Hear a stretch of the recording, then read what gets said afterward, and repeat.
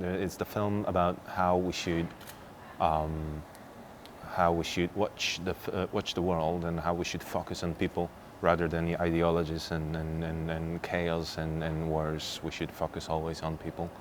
And this is the very particular perspective of watching the world that Ryszard Kapus, very famous Polish reporter and writer, he had this kind of special perspective. He wrote a book, Another Day of Life, the same title as our film, and that was the beginning of our story. It's a hallucinatory trip to the heart of darkness. We wanted to put audience like a co-pilot of Kapuscinski. It's a spy mood and very thrilling tale of war that happened in Angola in '75, in the middle of the Cold War, when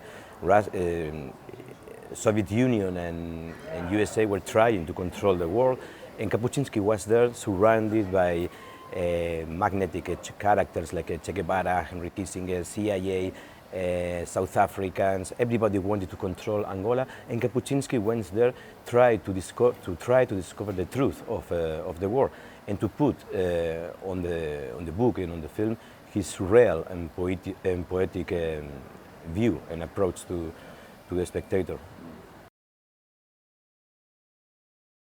Yeah, for me, when we had the idea of making this fusion of animation and documentary, we wanted, like Kapuscinski, try to make a film crossing borders.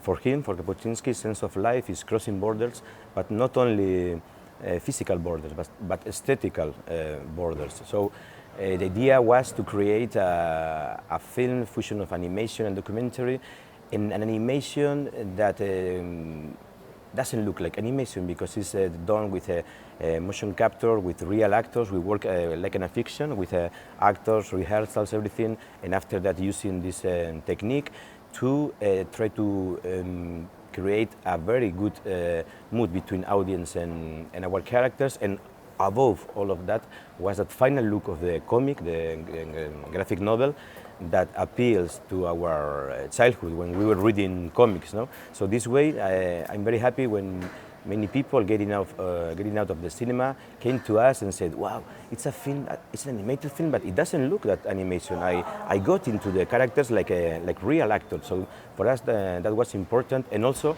to combine that with documentary footage. So that way, we are going to demonstrate to audience that everything that appears on the film is true, because the real characters, we are going to enjoy them in animation, but also like a real person 40 years older. So this kind of big ellipses between 75, 2018, the past, the Cold War, the present days was for us very appealing.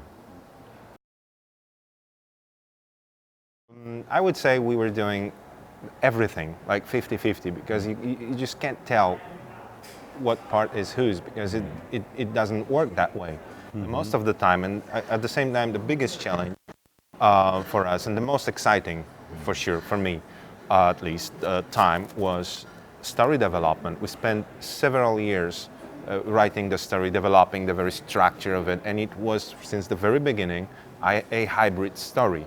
Connection of animation mixed with documentary. Of course, it's not like we always agreed, but thanks to that, I mean, we had slightly different ideas for scenes, visions, but that was the best of it, actually.